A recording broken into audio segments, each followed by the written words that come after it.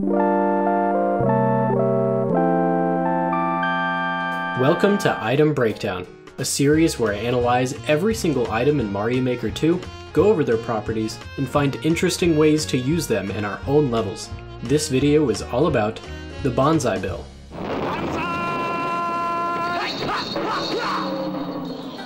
A Banzai Bill is a Gizmo asset available in every game style. It flies in a linear direction and will damage Mario upon contact, unless Mario jumps on it. A Banzai Bill can be oriented to travel in any of the 4 cardinal directions. It is unaffected by any kind of terrain, as well as most objects and enemies, simply passing through them. Except in the Super Mario 3D World game style, where it does have collision with solid objects and enemies. The enemies it defeats on contact are shown here. A Banzai Bill in 3D World will destroy the blocks here you see on screen upon contact. If one collides with the following objects you see here, the Banzai Bill will explode. This explosion has a massive radius, destroying the same blocks it destroys upon contact. It also activates on-off switches, red POW blocks, and exclamation mark blocks to their maximum amount. A cat swipe to the face as Cat Mario will reorient a Banzai Bill, causing it to travel in the opposite direction. A Banzai Bill is defeated by any of the following methods you see here. A Banzai Bill's one variant, a Bullseye Banzai, begins traveling in the direction it is oriented before homing in on Mario's current location. It is extremely important to note that in 3D World, instead of a simple palette swap, a Bullseye Banzai is distinguished by its cat costume. Also 3D World exclusive, after cycling through each cardinal direction on a regular Banzai Bill, a 5th option reveals itself. This orientation places a giant Banzai Bill blaster in the background of the level, which fires a Banzai Bill towards the foreground about every 6 seconds. A background Banzai is intangible for the first few seconds, only being able to interact with the player and other objects after a full 360-degree rotation. It remains tangible for about 2 seconds before poofing out of existence. A background Banzai interacts with objects the same way a regular Banzai Bill would, destroying the same blocks and changing directions when cat swiped.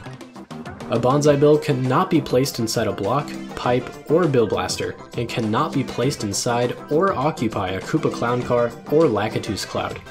A Banzai Bill travels much slower in liquids, and is not destroyed by either lava or poison. A Banzai Bill is affected by low gravity in the night sky and airship themes. A Banzai Bill cannot be given a key, for some godforsaken reason, and additionally cannot be placed on a track. Finally, a Banzai Bill is part of a parts clear condition, requiring the player to defeat a certain amount of them in order to reach the goal. So, now that we know how it works, how do we work with it? Before we get into it, and believe me, we'll get into it, does anyone have a good reason for this object being categorized as a gizmo? I can see the argument justifying it for its appliance in 3D World contraptions, but in my opinion, this gizmo is unequivocally an enemy. While it's a nostalgic character I had pined for since the first game, I can't actually say I've gotten much use out of it now that it's here. Something about its lack of interaction with other objects, aside from its 3-dimensional counterpart, made me hesitant to include it in any of my courses thus far. That's not to say there aren't reasons to use it. No. While I might not have built my brilliant Banzai Bill based level yet, there's definitely untapped potential just underneath its casing. There's something special about the first moments of Super Mario World, where an oversized, maniacally grinning bullet bill flies directly through an otherwise peaceful plane. The Banzai Bill has always been one of my favorites purely because of that ridiculous moment. Turns out, though, that this is probably one of its strongest appeals when it comes to traditional levels. It's a large, yet fleeting threat. I'd consider it a reactionary enemy, as it can catch an unsuspecting player off guard, but the only challenge it poses is in the moment it appears on screen. 1-1 of Super Mario World takes full advantage of this. The first time it appears, it never really threatens to hit us, unless we jump directly into it. Then, a little later in the level, we've become familiar with the sound it makes when it spawns, so we know to duck into the safe spot in order to avoid it. This is important, as because it comes and goes so quickly, you'll want to give the player an ample amount of time to react to it. I also feel like Banzai Bills fit nicely in auto-scrolling courses.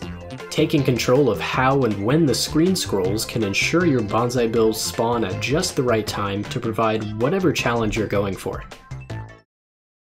Surprisingly enough, yes, Banzai Bills can have some puzzling qualities, although almost exclusively in 3D World.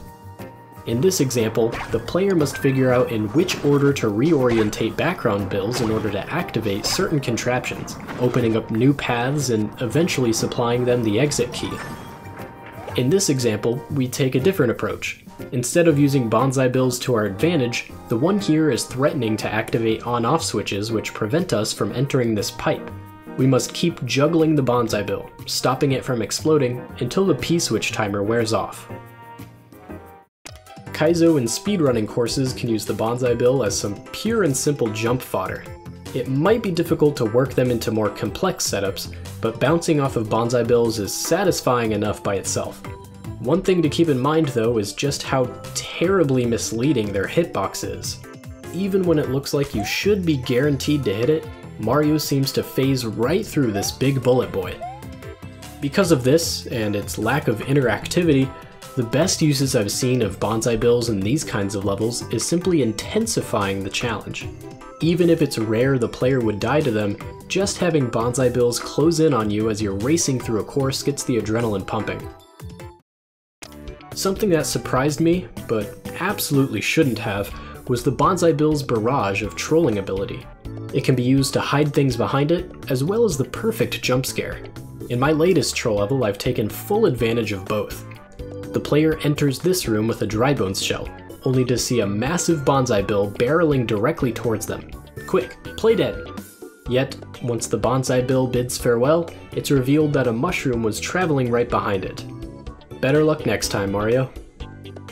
And that's just the shrapnel of this sizable slug. If you're looking for more inspiration, check out another one of these item breakdowns. A huge thank you to all of my patrons and YouTube members for making this series possible, and I'll see you in the next one.